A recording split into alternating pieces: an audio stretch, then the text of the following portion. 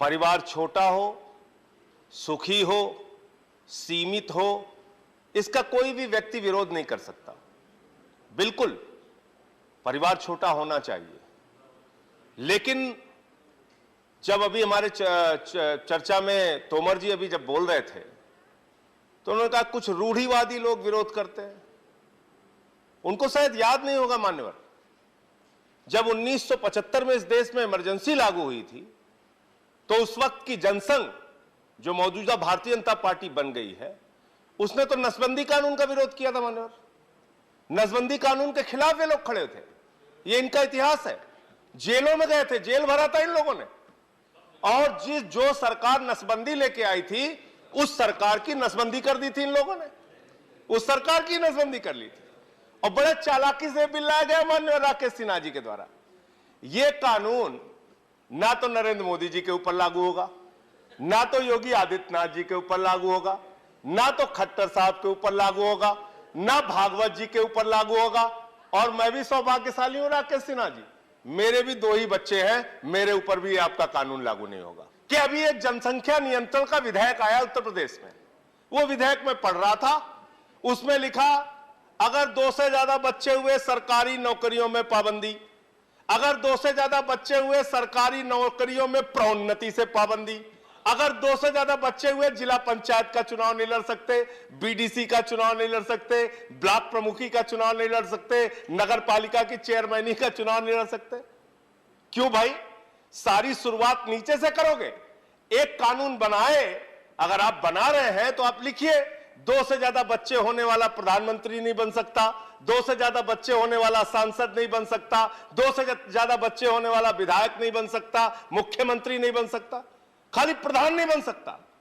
जिसके 2 से ज्यादा बच्चे होंगे वो प्रधान नहीं बन सकता, प्रधानमंत्री बन सकता है। ऐसे कैसे काम चलेगा? परिवार होना चाहिए मान्यवर, सीमित होना चाहिए, लेकिन होना चाहिए। अब परिवार नहीं होगा तो आप थके हारे दुनिया भर के तनाव से जब घर में पहुंचते हैं, आपके छोटे छोटे बच्चे जब हंस के आपसे मिलते हैं, उससे आपका सारा तनाव दूर हो जाता है।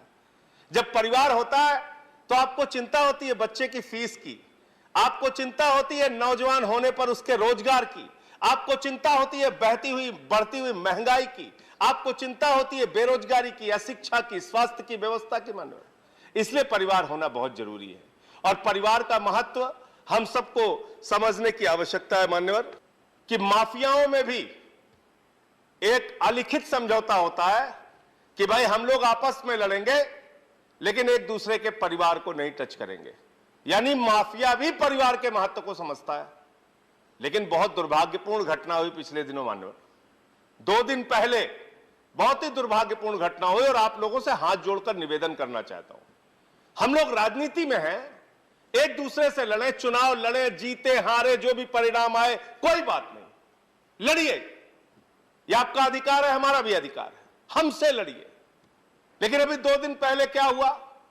दिल्ली के मुख्यमंत्री के परिवार पे हमला, जहां पे उनके बूढ़े मां बाप रहते हैं मान्यवर, जहां पे उनके 2 बच्चे रहते हैं मान्यवर, जहां पे उनकी पत्नी रहती है, उनका एक बच्चा है मान्यवर अम्मू।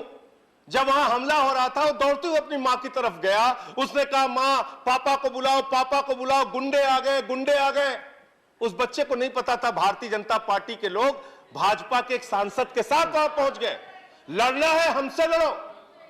एक हमला कर रहे हो, पंजाब का चुनाव हार गए तो आप दिल्ली के मुख्यमंत्री की हत्या करवाने पे लग गए हो, हिंसा फैला रहे हो। और मान्यवर खत्म कर रहा हूं, किस बात पे आप ऐसा कर रहे हैं? आप किस बात पे ऐसा कर रहे हैं? मैं खत्म कर रहा हूं मान्यवर। कश्मीरी पंडितों, मैं खत्म कर रहा हूं।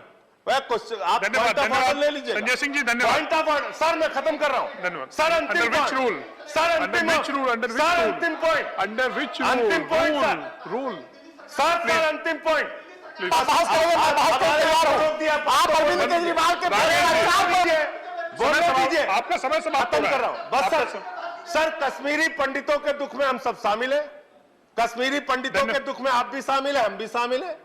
आप कहते हैं कश्मीरी पंडितों के साथ जो कुछ हुआ, अन्याय हुआ, उनके साथ हिंसा हुई, उनकी हत्या हुई, अत्याचार हुआ, लेकिन ये कौन सा तरीका है मान्यवर? मैं पूछना चाहता हूं, जो हिंसा कश्मीरी पंडितों के साथ हुई वही हिंसा आप अरविंद केजरीवाल के परिवार के साथ दिल्ली में करना चाहते हैं।